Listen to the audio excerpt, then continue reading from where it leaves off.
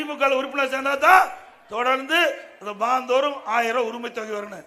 இவ கொடுக்குறாங்களே இல்லையோ, அண்ணா திமுக வந்தா கொடுக்குங்க. நிறுத்தப்பட்டாலும் அந்த நிறுத்தப்பட்ட மாதமெல்லாம் கணக்கெடுத்து உங்களுக்கு வழங்கப்படும். எதுக்கு கவலைப்படாதீங்க, எதுக்கு அஞ்சாதீங்க. திமுக சொல்றதெல்லாம் அத்தனையும் பொய். அடுத்து வருகின்ற தேர்தலில் வெற்றி பெற வேணும்.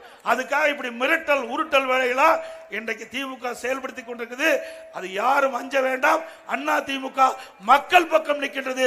மக்களுடைய கஷ்டங்களை, துன்பங்களை, துயரங்களை, வேதனைகளை அறிந்து செயல்படுத்துகின்ற அரசாங்கம் அண்ணா திமுக அரசாங்கம்.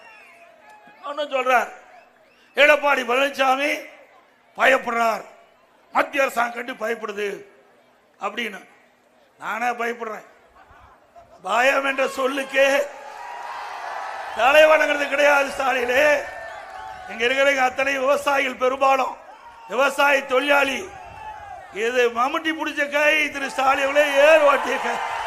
இதை சாதாரணமாக எடுத்துறியா? என்ன கிராமத்திலிருந்து வந்தவன், என்ன வேணாலும் மிரட்டி பார்க்கலாம், எப்படி வேணாலும் பேசலாம், பயந்துக்கு வர நினைக்காத. ஆட்சி அதிகாரம் எங்களுக்கு முக்கியம் இல்லை, மக்கள் தான் எங்களுக்கு முக்கியம்.